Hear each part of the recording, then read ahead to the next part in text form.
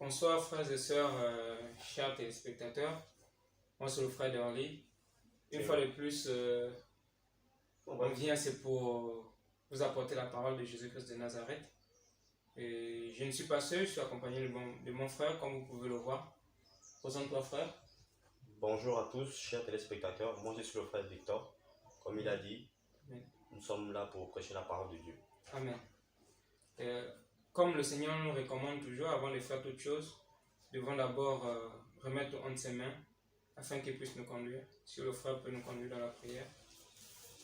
Seigneur, nous te présentons encore ces moments au nom de Jésus. Père éternel, je te prie encore, mon Dieu, que toi seul tu puisses être au centre de tout ce que nous allons dire. Et que ton esprit seul, Père, nous conduise, Seigneur.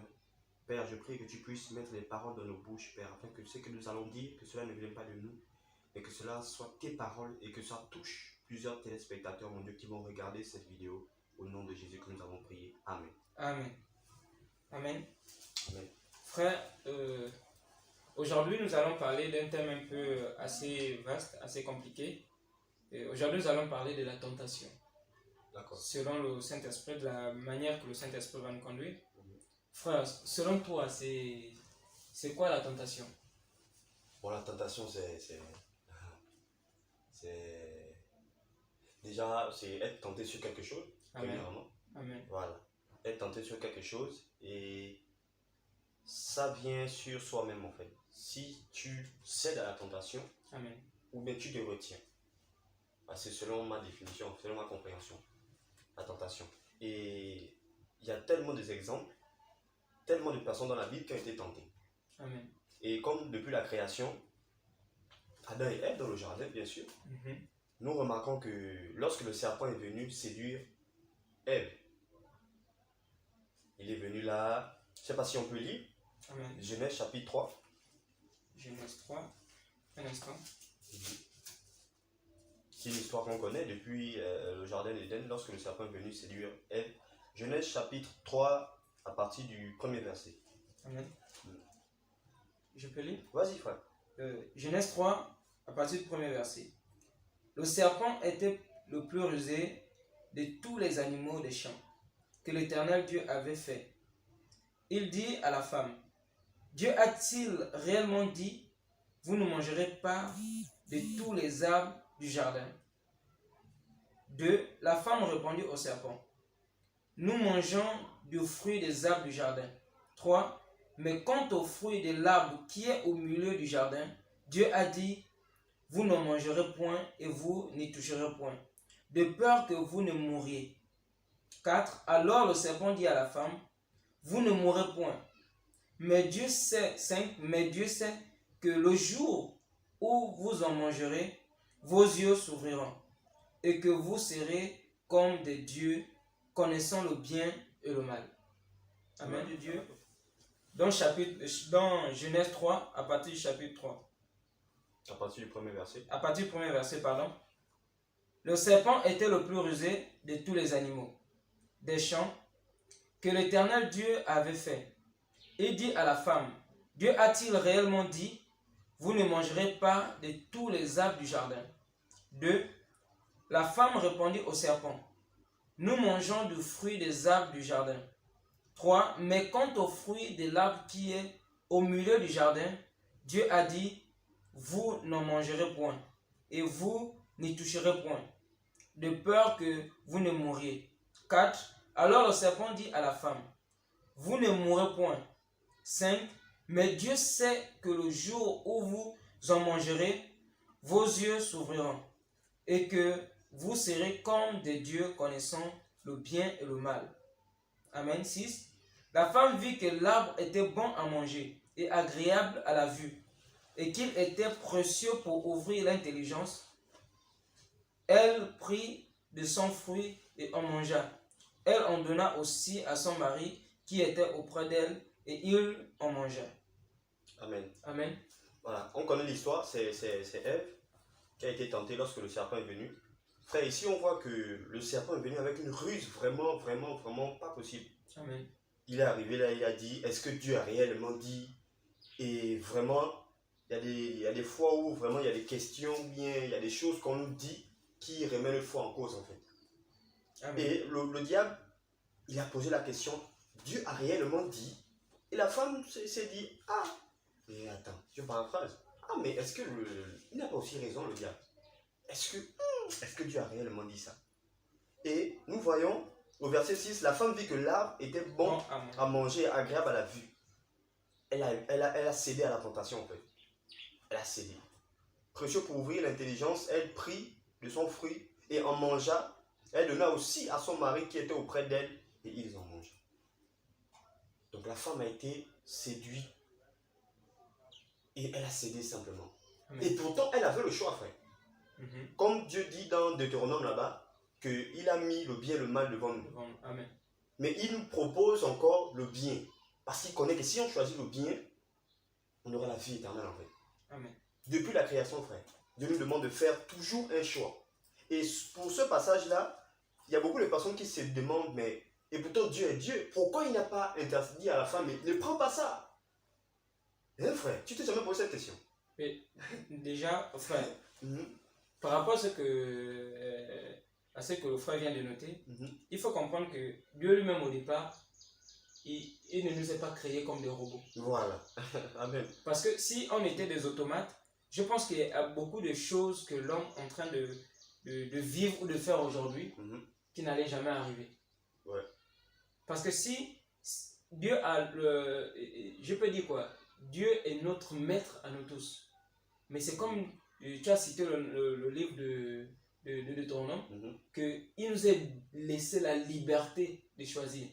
C'est cette même liberté qu'il nous a donnée, qu'il a accordée à Ève lorsqu'elle a fait le choix dans la tentation. C'est juste pour dire aux frères et sœurs qui nous écoutent que lorsque nous sommes face à une tentation, parce que ici la tentation c'est le fait d'être confronté à une situation dans laquelle qui est contraire à la parole de Dieu. C'est ça la tentation en un mot. Si aujourd'hui, par exemple dans mon domaine, on me propose quelque chose pour avoir de l'argent alors que c'est contraire à la volonté, c'est-à-dire à la volonté de Jésus-Christ de Nazareth, c'est-à-dire contraire à la parole de Dieu. Et si je me laisse entraîner, c'est que j'accepte d'être tenté. D'être tenté, bien sûr. Là, c'est-à-dire que j'ai déjà été tenté. C'est que je cède à la tentation pour tomber dans le péché. Donc, en gros, la tentation, c'est en quelque sorte comme la voie d'ouverture au péché. C'est la voie qui nous conduit au péché. Pourquoi c'est la voie qui nous conduit au péché? Parce que nous serons toujours et toujours tentés par le diable. Toujours et toujours tentés par le diable. Toujours et toujours tentés par le diable. Nous allons comprendre pourquoi j'ai dit toujours et toujours. Parce que même le maître lui-même, il a été tenté. Amen. Lorsqu'il il est parti dans le désert, qu'il a fait 40 jours de jeûne. Et il faut aussi rappeler qu'il n'était pas allé dans le désert pour faire 40 jours de jeûne. Mais l'esprit l'a conduit dans le désert. Mais n'ayant point à manger, il a fait 40 jours sans manger. On va lire Luc 4. On va lire rapidement. Luc 4, à partir du premier verset. Luc chapitre 4. À partir du premier verset. Je lis la parole de Dieu dans Luc chapitre 4, à partir du premier verset. Amen. Jésus, rempli du Saint-Esprit, revint du Jourdain. Il fut conduit par l'Esprit dans le désert. 2. Où il fut tenté par le diable pendant 40 jours. Il ne mangea rien durant ces jours-là. Et après qu'ils furent écoulés, il eut faim. 3. Le diable lui dit, si tu es fils de Dieu, ordonne à cette pierre qu'elle devienne du pain. 4. Jésus lui dit, il est écrit, l'homme ne vivra pas seulement de pain seulement. 5. Le diable l'ayant élevé, lui montra en un instant tous les royaumes de la terre. 6. Et lui dit, je te donnerai toute cette puissance et la gloire de ces royaumes, car elle m'a été donnée et je la donne à qui je veux. 7. Si donc tu te prosternes devant moi, elle sera toute à toi. 8. Jésus lui répondit, il est écrit, tu adoreras le Seigneur ton Dieu et tu le serviras lui seul. 9. Le diable lui conduisit encore à Jérusalem, le plaça sur le haut du temple et lui dit, Si tu es fils de Dieu, jette-toi d'ici en bas, car il est écrit. 10. Il donnera des ordres à ses anges à ton sujet, afin qu'ils te gardent. Et 11. Ils te porteront sur les mains, de peur que ton pied ne heurte contre une pierre. 12. Jésus lui répondit. Il est écrit, tu ne tenteras point le Seigneur ton Dieu. 13. Après l'avoir tenté de toutes ces manières, le diable s'éloigna de lui jusqu'au moment favorable. Amen. Amen. Nous allons comprendre que le diable a tenté premièrement Ève, la toute première personne. Lorsqu'on lit la Bible en entier, la toute première personne que le diable a tenté ici, c'est Ève. C'est Ève. Ève a succombé à la tentation et elle a entraîné son époux, qui est Adam, dans le péché. Dans le péché de la désobéissance. Ici, on parle du péché de la désobéissance. Ça, c'est le diable est venu avec la tentation de la désobéissance à la voix de l'Éternel. Lorsqu'on revient ici, le diable ose quand même aussi tenter le Seigneur. Mais tout en utilisant certaines paroles tirées de la Bible. En fait, il n'a fait que répondre avec la parole. Amen. Donc, c'est là où la Bible nous demande aussi de prendre garde, parce que le diable viendra aussi en ange de lumière. Je paraphrase. Il connaît la parole. Il connaît la parole. C'est juste pour dire que le diable lui-même, connaissant la parole de Jésus-Christ de Nazareth, il sait que Jésus-Christ a autorité sur toutes choses. Donc, il utilise cette parole pour induire en erreur certaines personnes.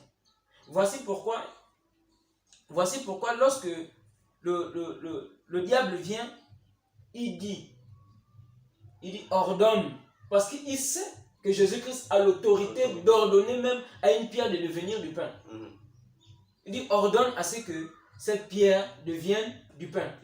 Parce qu'il savait que Jésus-Christ avait cette possibilité. Mais si Jésus-Christ succombait à cette tentation, il passait à côté. D'accord? Ce qui vient que tu vas te rendre compte qu'une personne qui est chez elle, tu es chez toi et tu es tellement affamé que intérieurement le diable est en train de te dire frère, tu es là affamé alors que le boutiquier qui est à côté, ses pains sont toujours dehors. Et intérieurement, le Seigneur va aussi te parler pour te dire va chez le boutiquier, tu as faim, demande au boutiquier de te remettre même ne serait-ce qu'un morceau de pain pour que tu puisses calmer ta faim. Mais le diable va continuer toujours à te dire que non, va, tu voles. Parce que si tu lui demandes, tu auras honte. Après, peut-être il peut. Donc, du coup, le diable vient te mêler tellement de choses dans la tête que si tu es faible d'esprit, tu tombes dans la tentation. Et voici le péché qui est là. Tu as volé. D'où ici, je vais revenir sur Luc chapitre 4. La Bible dit, Jésus rempli du Saint-Esprit, revint du Jourdain et il fut conduit par l'Esprit dans le désert. Donc ça veut dire que nous, en tant qu'enfants de Dieu, nous devons marcher selon l'Esprit de Dieu et non selon la chair. Ça veut dire que si tu ne marches pas par l'Esprit de Dieu, c'est que tu seras conduit par la chair. Mais une fois que tu es conduit par la chair, tu passes à côté. Une fois que le diable a pris possession de toi et qu'il te fait conduire par la chair, tu passes à côté. D'où aujourd'hui on se retrouve avec des hommes de Dieu qui font c'est-à-dire qui viennent même enseigner la parole de Dieu, mais contraire à la parole de Dieu. Il va prendre un verset de la Bible, il va dire, tel verset, voici ce que le Saint-Esprit me dit de vous dire. Mais alors que ce n'est même pas le Saint-Esprit qui le conduit. Dans ce sens, c'est le diable qui l'emmène pour pouvoir emmener le peuple de Dieu dans l'erreur. Il se laisse facilement aussi entraîner. Avoir. Le verset 2, il dit, où il fut tenté par le diable pendant 40 jours, mon frère. Imagine que tu fais pendant 40 jours, on ne fait que te tenter.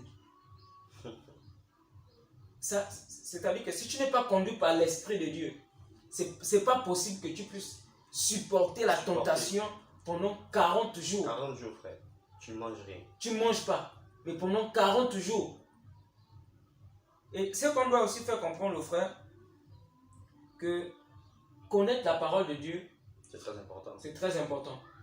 Parce que ici, vu qu'il est Dieu, c'est qu'il connaît sa parole. Mhm. Vu qu'il est Dieu, c'est qu'il connaît sa parole.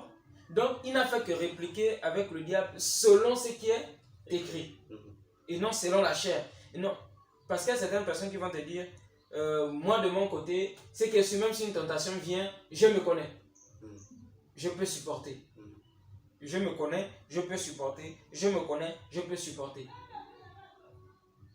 Amen. Amen. Il dit 40 jours. Il ne mangea rien durant ces jours-là. Et après qu'ils furent écoulés, il eut faim. Mhm. Donc, ça veut dire que c'est d'abord les 40 jours sont passés. Satan l'a tenté pendant les 40 jours. Et maintenant, après les 40 jours, on dit le maître a eu faim. Mhm. Et c'est là où le diable vient maintenant lui tenter avec la pierre et le pain. Il dit, le diable lui dit, si tu es le fils de Dieu, ordonne à cette pierre qu'elle devienne du pain. Donc, le diable lui pose même une condition. Condition, ouais. Donc, si pour un homme, si Jésus-Christ ne marchait pas selon l'esprit, je pense qu'il pouvait tomber. Oui. Parce que cette condition vient mettre comme, ça vient te sonner à l'oreille comme si ça te mettait en doute de ta position. Mhm. Que si tu es vraiment, donc le diable te dit, si c'est vrai, C'est vraiment toi. si c'est vraiment toi, donc c'est pour l'inciter à faire quelque chose contre la volonté de Dieu. Mhm. Si tu es vraiment le fils de Dieu, ordonne. Donc pour me prouver, moi, que tu es le fils de Dieu, transforme cette pierre en pain. Mais le maître lui répond, Jésus lui répondit, il est écrit.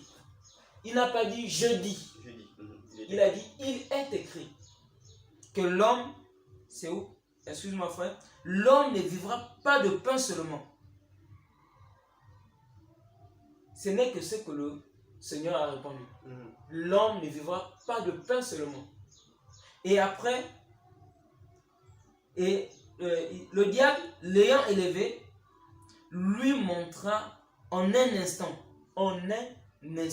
c'est-à-dire en un clin Une d'œil, fraction de seconde. en une fraction de seconde, tous les royaumes de la terre. Et il lui dit, je te donnerai toute cette puissance et la gloire de ces royaumes, car elle m'a été donnée. Je le donne à qui je veux. C'est cette partie où le diable gagne beaucoup de personnes sur cette terre. Mhm. La tentation La tentation. de la richesse. Mhm. Beaucoup Le sont diable, tombés, ouais. le diable miroite beaucoup de personnes par rapport à ce verset, à ce passage. Amen. Pour dire que tu vois ce que j'ai. Mais pourtant le diable lui-même, il nous dit, il lui a été donné. Tenez. C'est pas que ce qu'il a lui-même, le diable, ce qui lui a été donné. Tenez. C'est juste une brèche qu'on ouvre pour faire comprendre aux téléspectateurs et aux frères qui nous regardent que de la même manière, et qui lui a donné? C'est le Seigneur. C'est le Seigneur. Mhm. Donc de la même manière que le Seigneur a donné ses royaumes au diable, c'est de la même manière que le Seigneur peut nous donner ses royaumes. Parce que le Seigneur dit, je paraphrase, qui peut prendre quelqu'un qui part de zéro pour le faire manger sur la table des rois. Des rois. Amen. Comme il peut prendre un roi et Le rabaisser. le rabaisser. Donc, c'est juste pour dire aux frères ceux-là qui courent derrière la richesse, qui laissent la voie de Dieu, qui laissent la paix de Dieu, qui laissent ce que le Seigneur veut faire avec eux pour s'attacher aux choses du monde. Être riche, c'est pas un péché. Mais c'est la manière que... C'est de la manière que tu t'enrichis. Tu t'enrichis. Exact. C'est la manière que tu t'enrichis le problème. C'est la manière que tu t'enrichis. Amen. Amen. Et il dit, et je te donnerai toute cette puissance et la gloire de ce royaume, car elle m'a été donnée, et je la donne à qui je veux. Si donc tu te prosternes devant moi, elle sera toute à toi. Amen. Amen. Et le Seigneur répond en disant, il est écrit. Toujours il est écrit. Toujours il est écrit. D'où la nécessité de connaître la parole. C'est aussi un point vraiment, vraiment important de connaître la parole de Dieu. Amen. Afin de répondre au diable. C'est vraiment important aussi. Oui, vas-y frère, continue. Il dit, il est écrit, tu adoreras le Seigneur ton Dieu et tu le serviras lui seul. Tu adoreras le Seigneur ton Dieu. On ne dit pas tu adoreras ton argent, ou tu adoreras tes maisons, ou tu adoreras tes voitures, ou tu adoreras tes enfants, ou tu adoreras ta femme, ou tu adoreras je ne sais pas qui. Mais le Seigneur dit, tu adoreras le Seigneur ton Dieu, lui seul. Parce qu'il y a beaucoup qui passent dans l'idolâtrie. Il y en a qui adorent des pasteurs. Il y en a qui adorent des bishops. Il y en a qui adorent, bon, je ne sais pas si, moi je n'ai pas encore vu dans la... Bishop veut dire quoi même, je ne sais pas trop. Il y en a qui adorent des bishops, je ne sais pas si c'est anglais ou si c'est... Il y en a qui adorent des chantes. Il y en a qui chantent bien et tout ça. Et après c'est fini. Donc il y a beaucoup qui tombent dans l'idolâtrie sans se rendre compte. Tout simplement parce que le diable a tenté. Parce qu'il y a beaucoup, et il faut comprendre qu'il y a plusieurs types de tentations. Il y a plusieurs types de tentations. Il y en a qui se disent que la tentation est juste limitée à ce que une femme te séduit et tu vas avec elle, j'ai été tenté. Non. Le fait déjà même d'avoir des excès de table, c'est une tentation. À vue de ce que tu es en train de manger, c'est beau, c'est bon, et puis toi-même tu ressens que tu es rassasié, mais tu ne fais que continuer à manger après. Après, toi, tu vas te faire mal. Tu vas te faire mal. Ouais. Mais c'est un peu ça. On continue. Et le diable, il revient, il réplique toujours. Il n'est pas fatigué parce qu'il sait qu'il va faire qu'insister. En fait, il emploie tous les moyens possibles. Tous les moyens. Amen. Tous les moyens possibles. Et c'est ce qu'il fait dans nos vies en fait. Voilà, tous les jours. C'est ce qu'il fait dans nos vies tous les jours. Et ici, le diable, verset 9, le diable le conduisit encore à Jérusalem, le plaça sur le haut du temple et lui dit, si tu es, frère, ça fait combien de fois que le diable dit si tu es? En gros 3 fois. Hein?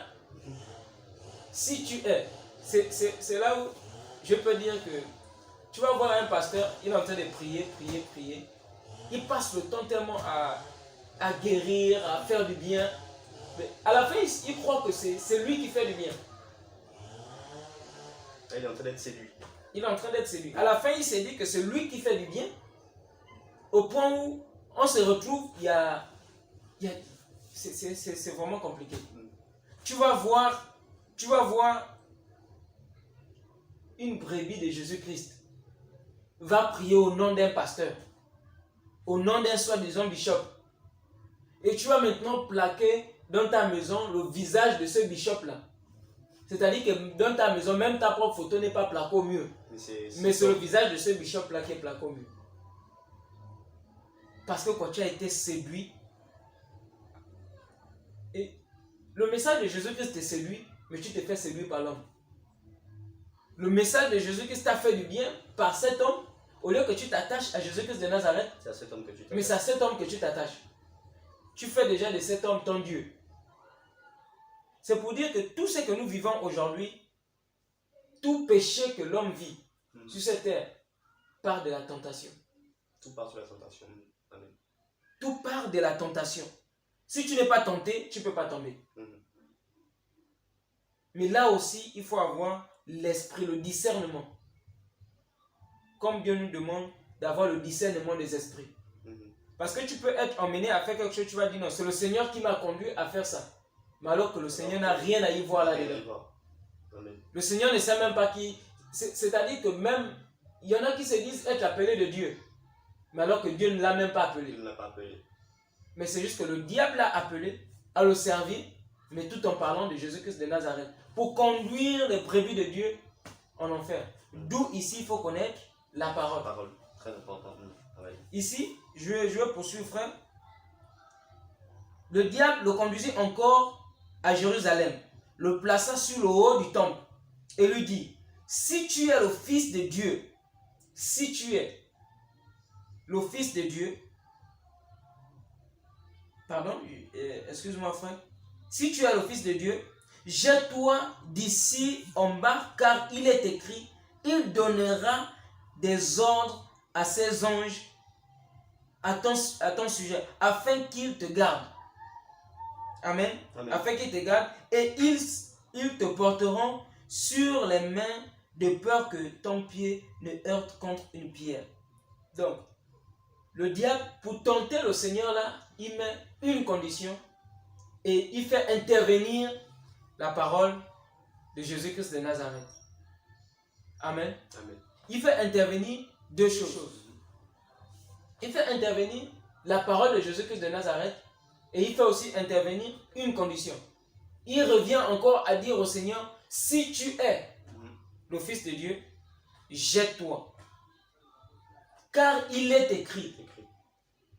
Mais ce qui est bien, c'est que lorsqu'on regarde plus bas, le Seigneur dit, Jésus lui répondit, il est dit.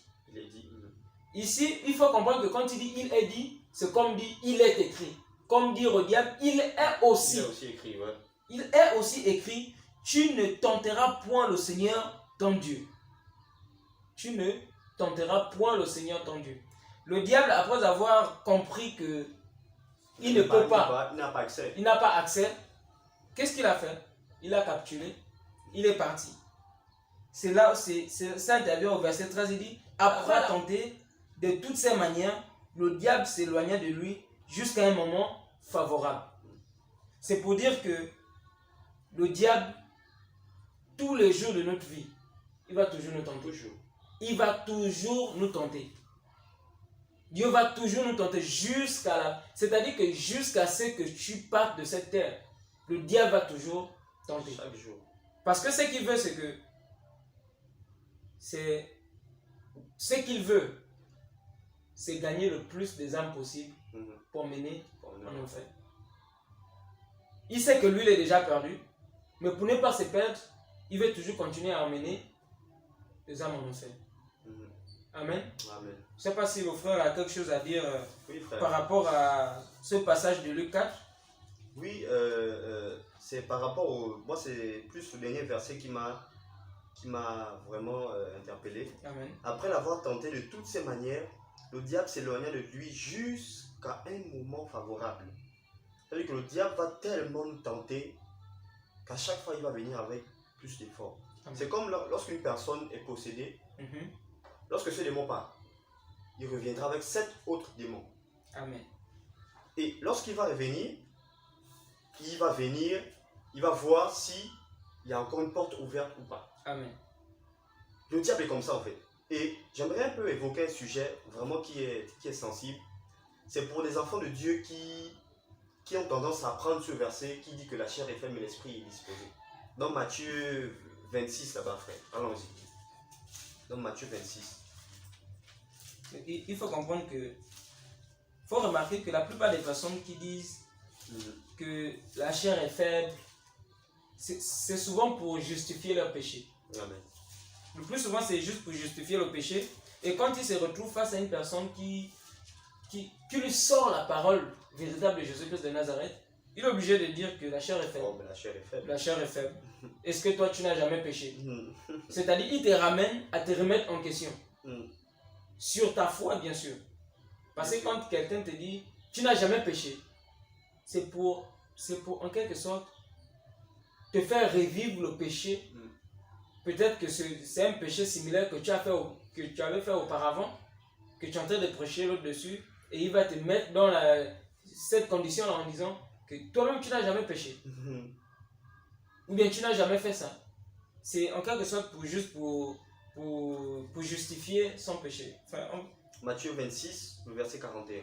Amen. Amen. Lisons la parole de Dieu dans Matthieu 26 à partir du verset 41. La Bible dit, veillez et priez afin que vous ne tombiez pas dans la tentation. L'esprit est bien disposé, mais la chair est faible. Amen. Simple. il y a tellement de personnes qui se justifient de nos jours, frère, en disant, lorsqu'il fait quelque chose, ou bien lorsqu'il est livré à quelque chose, et qu'il a pour tendance à refaire cette chose-là, et quand tu vas dire au frère, ah frère, tu vois pas que ça là, quand même, c'est pas bien. Et c'est un peu de te séparer. Il va te dire, oh mes frères, la chair est disposée. Ah, la chair là. C'est vrai, je suis d'accord, frère. Je suis d'accord que cette chair a tendance à demander. Amen. Mais il faut comprendre, comme nous avons pris depuis Genèse là-bas, Amen. ce passage, lorsque le diable est venu tenter Ève. Depuis la création, on a ce choix, frère. On a ce choix. Certains vont dire que, oh mais c'est compliqué, frère. Ah, la chair est faible, on est là, on se bat, tout ça. Mais frère, il y en a qui disent aussi que je suis en train de changer petit à petit. Petit à petit, amen, frère, que Dieu te bénisse. Je suis en train de changer petit à petit, mais la chair est faible. Attends, frère, attends. Bien sûr, je ne refuse pas que la chair est faible. Mais on a aussi notre part des choses à faire. Amen. On a une part des choses à faire. Tu es confronté à une situation, par exemple. Tu as le choix. Le diable, il te présente par exemple, je ne sais pas, une situation de mentir ou bien de faire une fraude ou bien de faire une fausse facture et tout ça. Amen. Le truc est devant toi. Tu es là, tu as la facture devant toi. Et puis, le diable vient te mettre en tête que, mais, ajoute des chiffres. Ajoute des chiffres, ajoute des chiffres. Il te met ça dans la tête, il fait que te mettre ça dans la tête. Et là, tu as le choix. Ah! Donc, si j'ajoute un chiffre là, non, je vais avoir plus. Non, là quand même, oui. Si j'ajoute quelque chose là, je vais avoir plus. Et il y a certains chrétiens qui pensent ainsi, frère. C'est vraiment désolant, vraiment désolant. Il y a certains enfants de Dieu qui pensent comme ça. Il est confronté à une situation, il sait que s'il ajoute quelque chose, il va avoir plus. Sans penser à son identité. Son identité, amen. Dans le Seigneur. Alors, quand tu dis que la chair est faible, mais l'esprit est bien disposé. L'esprit est bien disposé dans quel sens? Dans le sens où, quelle que soit la décision que tu prendras pour le Seigneur va t'aider sur cet élan-là, frère. Amen. Comme il dit que à tes résolutions répondra le succès. Beaucoup ne comprennent pas ce verset, en fait. Ça veut dire que à toutes les décisions que tu prendras, le Seigneur va t'aider. Amen. Toute décision que tu prendras, non pas pour quelqu'un, mais pour le Seigneur. Mais pour le Seigneur, bien sûr. Merci pour la précision, frère. Pour le Seigneur, il va t'aider. Par quoi? Par le Saint-Esprit. Mes frères, nous, si on peut prendre le passage de 1 Corinthiens 10, rapidement. 1 Corinthiens 10. 1 Corinthiens 10, à partir du verset 13. 1 Corinthiens chapitre 10, le verset 13. Aucune tentation ne vous est survenue qui n'ait été humaine. Et Dieu, qui est fidèle, ne permettra pas que vous soyez tentés au-delà de vos forces. Mais avec la tentation, il préparera aussi le moyen d'en sortir afin que vous puissiez la supporter. Amen. Amen. C'est juste pour compléter ce que le frère est en train de dire tout de suite. C'est juste pour dire que lorsque tu prends des décisions pour le Seigneur, chers frères et sœurs qui nous écoutez, lorsque vous prenez des décisions pour le Seigneur, sachez une chose, que le Seigneur fera le tout possible que peu importe la tentation qui vient devant toi, que tu puisses la supporter. Et Dieu ne permettra pas que les tentations qui viennent devant toi, par rapport aux décisions que tu as prises des décisions prises pour le Seigneur, si tu as décidé de vivre la sanctification, le Seigneur permettra que toutes les tentations qui viennent devant toi, si véritablement, voilà, merci, frère. Véritablement tu es ancré en Christ. Parce qu'il y a aussi des gens qui confondent. Je dirais, il n'y a pas deux types de chrétiens. Non, il n'y a pas. Il n'y a pas deux types de chrétiens. Soit tu es chrétien ou tu es païen. Tu ne l'es pas. Amen. Il n'y a pas deux types de chrétiens. Parce qu'il y en a qui disent que je suis chrétien, mais les chrétiens qui commencent encore. Mais sache une chose que, frère, si tu es un chrétien qui commence encore, peut-être que tu ne vas même pas terminer. Et tu pars en enfer. C'est juste pour dire que si tu es chrétien et que tu commences encore, comme le répètent souvent les gens dehors, que toi aussi tu vivais dans le péché, non? Toi aussi tu vivais dans le péché. Mes frères, ce qui est bien, c'est que il y en a, lorsqu'un frère, pas un frère chrétien, mais lorsqu'un païen te dit, tu n'as jamais vécu ce péché. Ce qui veut dire, c'est que lui-même, il emploie le bon terme. Vécu.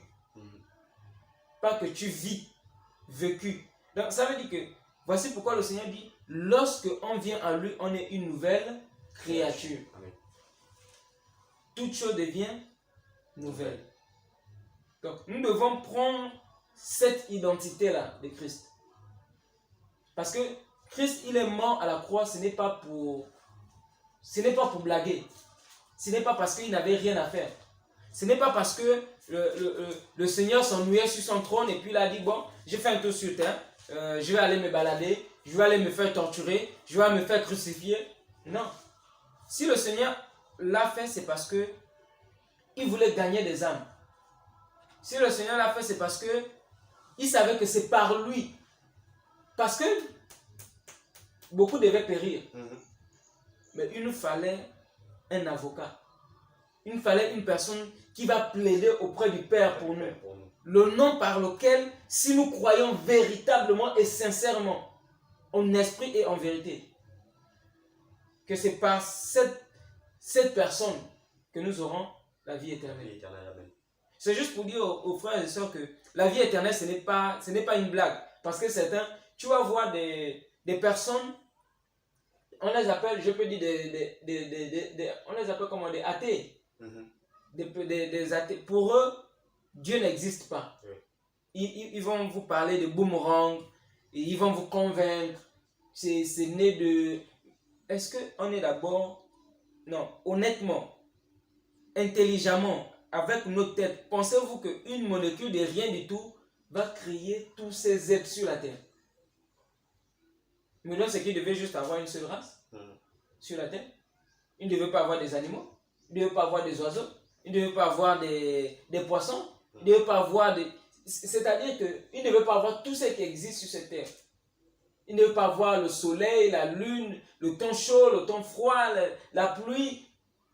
Honnêtement. Comment faire pour qu'un bébé soit dans le ventre? Soit dans le ventre. Ouais. On va parler de boomerang. Donc ça veut dire qu'à chaque fois qu'une femme enceinte, c'est que c'est un boomerang qui se passe.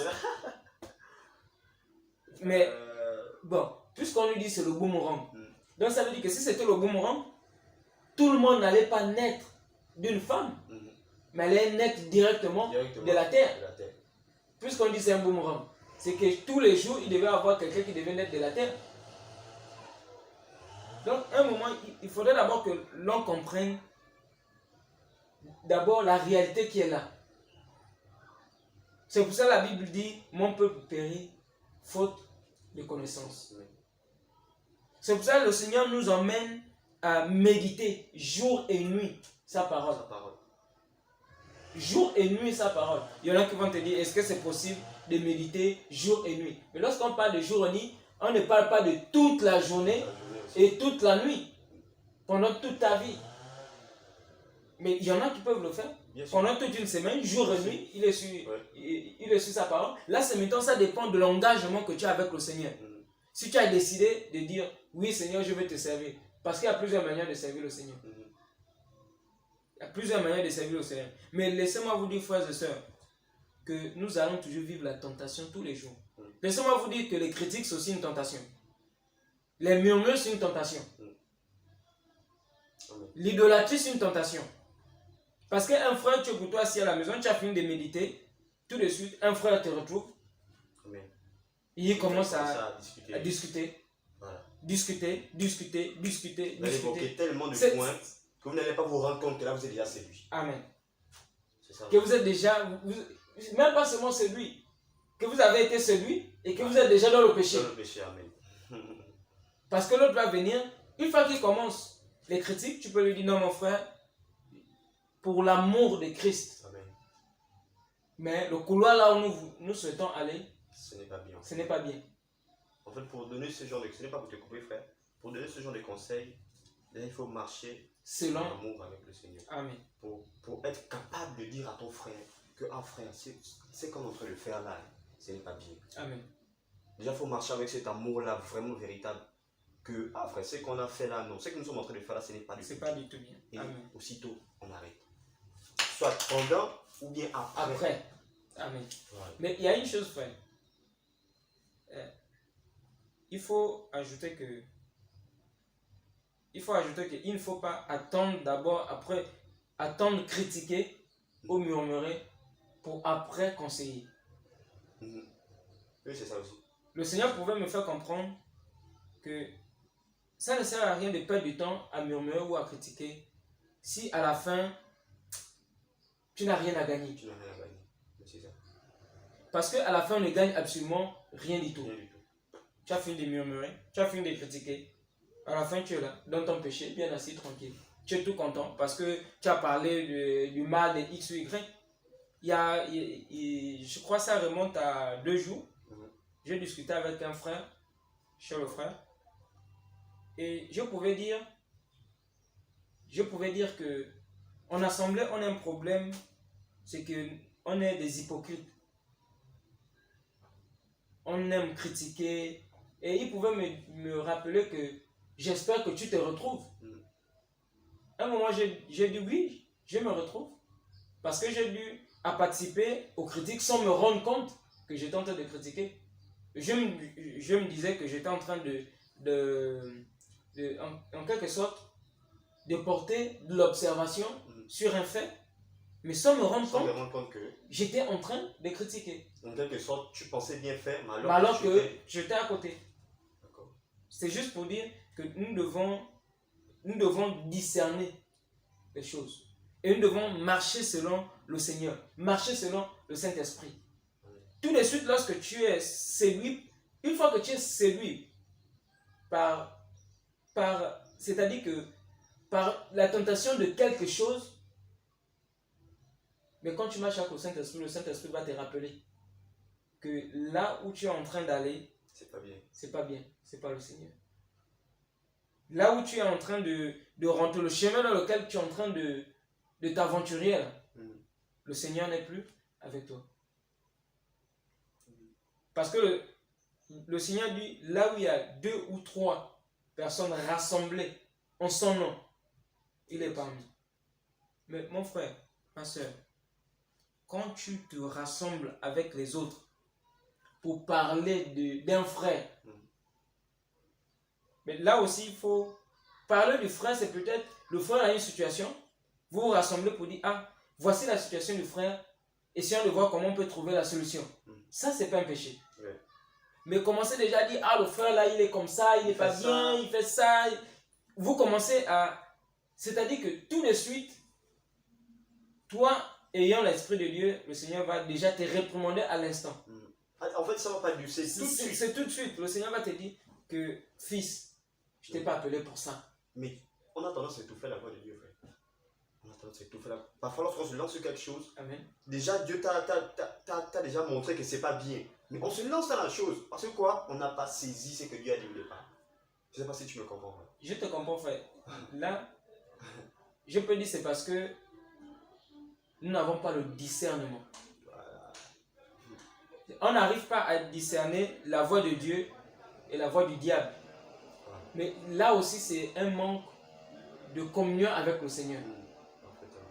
C'est-à-dire qu'il faut avoir une relation. Comme je l'avais dit dernièrement quand on avait fait un enseignement avec le frère Idriss, là où je peux me rappeler, je disais que la relation avec Dieu ne se compare pas à la prière, mais elle se compare à ta relation intime avec ton Dieu. Elle ne se compare pas à la prière que tu adresses au Seigneur, mais c'est à l'attachement au Seigneur, à l'abandon du péché, à l'obéissance à sa parole. C'est ce qui détermine ton attachement au Seigneur. Amen. Parler sur la tentation, c'est tellement vaste. Tellement vaste. Amen. Il y a tellement de passages bibliques qui nous parlent de la tentation. Il y a tellement de passages bibliques qui nous parlent de ça, mais ce que je peux juste dire aux frères et sœurs, c'est que la tentation, c'est ce que tu refuses de faire de mal pour t'attacher au Seigneur. La tentation, c'est ce que tu acceptes de faire lorsque tu t'attaches au diable pour les biens de ce monde. C'est ça la tentation. Tous les jours, le diable nous tente. Tous les jours. Mais pour pouvoir sortir de cette tentation, ce n'est que le Seigneur. C'est la parole de Dieu. Comme le Seigneur lui-même, il a répondu au diable lorsqu'il est parti dans le désert. Il est écrit. Il faut juste que nous puissions nous référer de la parole de Dieu. Amen. Amen. Amen. Je ne sais pas si le frère a, Oui, frère, pour terminer a avec, quelque chose à avec ces conclure. versets, on va terminer. Dans Galates chapitre 5, le verset 16. Je vais lire rapidement. Oui, dis frère. Je dis donc, marchez selon l'esprit et vous n'accomplirez pas les désirs de la chair. Amen. Comme nous avons dit au départ, que si tu es conduit par l'esprit de Dieu, Amen. en fait, tu auras tendance à obéir ce que l'esprit te dit au lieu de ta chair. Amen. Je continue les désirs contraires à ceux de l'esprit. Amen. Et l'esprit en a de contraires à ceux de la chair. Ils sont opposés entre eux afin que vous ne fassiez point ce que vous voudrez. Frère, c'est quand même un combat en soi. Un combat en soi pas possible. Lorsque tu es devant une situation, lorsque tu es devant une tentation, c'est une bagarre au-dedans de toi qui te dit, l'esprit de Dieu te dit non, ne fais pas. Mais la chair, tellement de faible, te dit non, fais. Et tout vient sur toi. Maintenant, soit tu obéis ou tu désobéis. Enfin, il faut comprendre aussi que la chair n'a que l'envie de satisfaire les désirs de la chair. La chair ne va jamais chercher à satisfaire les désirs de Dieu. Parce que faut remarquer que la plupart des désirs de la chair sont contraires à la parole de Dieu. La parole de Dieu, amen. Amen. Donc ce combat, nous devons le mener avec l'esprit. Amen. Si tu le mènes avec la chair, pour dire que tu vas supporter une fois, 2 fois, 3 fois, 4 fois, la 5e fois tu peux tomber. Tu peux tomber, amen. C'est pas faux. Mais si maintenant tu prends la parole de Dieu, dire que ma barrière, c'est la parole de Dieu. Parole de Dieu. Ma barrière à la tentation, c'est la parole de Dieu. Ma barrière à la tentation, c'est le message que Dieu me fait passer. Ce que tu pourras combattre cela. Amen. Parce que si tu le fais selon toi, en fait, tu fais parce que tu veux te retenir simplement. Amen. Mais si tu te retiens parce que tu veux plaire non seulement à ton Dieu, que tu refuses de faire ça, je crois qu'il va t'aider en fait. J'ai compris ça après, c'est vrai, c'est pas faux. Mais d'où Corinthe. Amen. 1 Corinthe 10, le verset 13. Qu'il ne va pas permettre une tentation au-delà de tes forces. Amen. C'est-à-dire que si on renverse, on va juste comprendre qu'aucune tentation ne peut venir auprès de toi qui est au-dessus de toi. Amen. Là, je paraphrase. Parce que si tu marches avec le Seigneur, tu marches selon le Seigneur, tu marches selon la crainte de Dieu, il n'y a aucune tentation qui peut venir, qui est au-delà du Seigneur Jésus-Christ de Nazareth. Parce que ce n'est pas toi qui combats. Est-ce que tu comprends? Amen. Aujourd'hui, regarde un peu comment le diable a pollué le monde. Par tellement de choses. Il faut remarquer que lorsque Dieu bénit d'une manière pas possible. Mais il y en a que le diable vient miroiter et dit tu es chrétien, oui, mais comme tu es chrétien, cela ne vaut la peine. Quoi? Non, parce que cette promotion, on ne peut la donner aux chrétiens. Parce qu'il y a des francs-maçons qui sont clairs. Comme tu crains Jésus-Christ, cette promotion, on ne peut te la donner. On ne peut te la donner que si et seulement si tu acceptes, comme le diable a dit, c'est prosterner. Ils vont te proposer plus. Mais lorsqu'ils viennent comme ça. Lorsqu'ils viennent déjà comme ça, c'est pour te dire que c'est que tu vas gagner derrière, tu auras le succès, tu auras l'argent, tu auras des belles maisons, la gloire des hommes. Et si tu es faible, tu passes.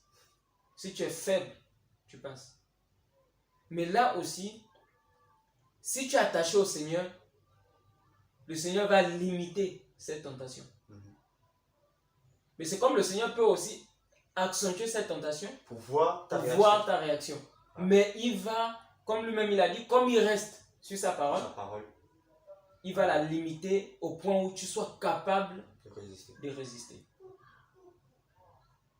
Donc ici, c'est juste pour dire, le message de ce soir, c'était juste pour interpeller les frères et les sœurs qui marchent selon le Seigneur, qui marchent selon le Seigneur. Parce que Dieu lui-même, il dit, lorsque on était venu le voir pour dire Seigneur, il y a ta mère, ton frère et tes frères qui sont dehors. Il a dit mes frères. Ce sont ceux qui sont là, qui suivent la volonté de mon Père. Amen. Donc, frères et sœurs, nous tous qui craignons et qui voulons et qui marchons selon le Seigneur, sachez que le diable ne va jamais s'arrêter de nous tenter. Le diable n'a pas encore fini de nous tenter. Chez certaines personnes, il vient de commencer. Chez d'autres personnes, il a la fin. Parce qu'il a tout essayé, tout essayé. Il a vu que, non, il a vu que là, je ne peux rien. C'est comme avec Job. Amen. C'est comme avec Job.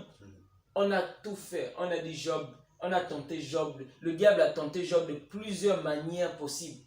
Mais Job a dit, je sais en qui j'ai cru. C'est comme nos frères. C'est juste pour nous exhorter à dire que il faudrait d'abord que nous puissions connaître le Dieu que nous prions. Est-ce que tu connais le Dieu que tu pries? Prier, c'est en quelque sorte, c'est petit. Est-ce que tu sais en qui tu as confié ta vie? Est-ce que tu sais en qui tu as confié ton éternité? Sachez que dans la manière que nous marchons, nous confions notre éternité soit au diable ou à Jésus-Christ de Nazareth. Si tu marches selon le Seigneur, selon Jésus-Christ de Nazareth, c'est que tu as confié ton éternité à Jésus-Christ. Mais si tu marches selon le monde, selon le diable, c'est que tu as confié ton éternité à Satan. Mais laisse-moi te dire, frère, Dieu lui-même, il revient encore à nous dire qu'il nous est donné, je paraphrase, le libre arbitre. Mais il revient encore vers nous, par derrière, par un crochet, il dit, fils, fille, certes, je t'ai donné le libre arbitre, mais je viens te proposer, pas imposer, mais je viens te proposer la vie éternelle, qui est Jésus-Christ de Nazareth. Malgré le péché que nous commettons, Jésus-Christ nous tend la perche afin de nous sortir du monde, afin de nous sortir du péché, afin de nous sortir de toutes ces choses qui ne reflètent pas le nom de Jésus-Christ de Nazareth. Moi-même qui vous parle, je vous assure que quand j'étais dans le monde, je vivais ma vie comme je voulais.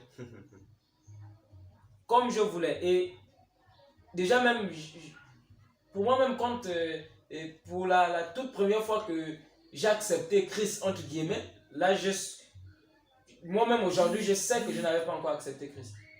Parce que chrétien ne s'arrêtait que sur le bout de mes lèvres. Que je suis chrétien. Mais j'étais un bon menteur. Je peux dire un voleur parce que je pouvais dire que je faisais en quelque sorte comme de fausses factures. Je faisais certaines choses qui je peux dire que moi-même après, lorsque j'ai compris, quand le Seigneur m'a ouvert les yeux, fait tomber les écailles des yeux, j'ai compris que mes dons, je vivais dans le faux. Alors que je croyais que je vivais selon le Seigneur, mais alors que j'étais complètement à côté. Et le Seigneur m'a renouvelé l'intelligence. Et chaque jour, le Seigneur me parle d'une manière pour me faire comprendre certaines choses. Je sais qu'il y a beaucoup que le Seigneur parle tous les jours, mais il y en a qui sont tellement attachés au monde que c'est difficile d'écouter la voix de Dieu. Donc la voix de Dieu, c'est cette petite voix qui t'emmène à comprendre que ce que tu es en train de faire actuellement, c'est pas bien. C'est celle-là la voix de Dieu. Une fois que tu as accepté Christ, il t'a mis son Saint-Esprit. Et une fois qu'il t'a accordé son Saint-Esprit, sache qu'il ne le retire plus. Même si tu l'attristes, il reste en toi. Mais de temps en temps, il te sort des paroles pour te dire, fils, écoute-moi. Fils, ne fais pas ça. Fils, écoute-moi. Fils, fais comme ça. Fils. Mais du fait que nous soyons têtus, nous ne comprenons pas que c'est le Seigneur qui est en train de nous parler. Nous comprenons juste que Seigneur, en tout cas c'est sûr que c'est le diable. Plus que tout pour nous c'est le diable. Sans se rendre compte, nous blasphémons chaque jour contre le Saint-Esprit, sans se rendre compte. Mais là, il n'y a que Dieu pour nous sauver. Il n'y a que Dieu pour nous aider. Vraiment, il n'y a que Dieu pour nous aider. Frères et sœurs, encore merci pour ceux-là qui nous regardent, pour ceux-là qui nous ont regardés, et pour ceux-là qui ont écouté la voix du Seigneur. parce que je ne parle pas en mon nom. Amen. Moi, je ne suis rien du tout. Je parle au nom de Jésus-Christ de Nazareth, selon sa parole. Et non selon ce que moi je pense, et non selon ce que je dis, mais selon ce qu'il nous emmène à comprendre. Je ne dirais pas que je suis celui-là qui est peut-être le mieux placé de vous parler de la part du Seigneur. Mais il m'a demandé de vous partager ce message sur la tentation. C'est juste à rappeler aux frères et sœurs que nous sommes tentés chaque jour. Nous sommes tentés chaque jour, mais ne baissons pas les bras. Redonnons-nous au Seigneur. Demandons à ce que le Seigneur puisse nous conduire selon sa parole, selon sa volonté. Amen. Amen. Nous allons prier pour la fin. Que le Seigneur nous conduise. Que le Seigneur nous accompagne. Que le Seigneur nous fasse marcher selon sa parole. Sa parole. Selon sa parole. Amen. Qu'il nous conduise selon sa parole. Amen. Amen. Prions. Éternel, Seigneur Dieu d'Abraham, grâce encore à Dieu, Seigneur. te remercions, te rendons encore des actions de grâce par rapport à cette parole. Seigneur, nous croyons que c'est toi qui as voulu que nous puissions parler à nos frères et sœurs, à dire à nos frères et sœurs, à faire comprendre moi-même en premier que la tentation c'est tous les jours qu'elle survient. Mais c'est à nous de veiller afin de ne pas tomber. Merci encore éternellement de mon roi car tu es un Dieu miséricorde. Nous te bénissons, nous te rendons des actions de grâce. Merci encore de soutenir nos frères et sœurs. Merci encore de les soutenir parce que nous savons que c'est par le canal de ton Saint-Esprit que nous pouvons supporter toute tentation qui vient du diable. Amen. Que c'est par le canal de ton Saint-Esprit que nous pouvons marcher dans l'obéissance de la parole, dans l'obéissance de la voix, dans l'obéissance de ton appel. Merci encore de ton appel ce soir. Merci encore de nous avoir éclairés ce soir selon ton Saint-Esprit. Nous avons prié par le nom puissant de Jésus-Christ. Amen. Amen. Frères et sœurs, nous vous remercions encore. Nous vous donnons rendez-vous prochainement. Nous n'avons pas de jour précis pour vous partager la parole. C'est le Seigneur Jésus-Christ lui-même qui nous convainc. Peut-être même tout à l'heure, il peut encore nous convaincre de vous partager la parole. Comme dans un mois, comme dans une heure, comme... En tout cas, nous demandons à ce que le Seigneur puisse nous conduire en esprit pour pouvoir partager sa parole. Encore merci et bien de choses à vous. Amen.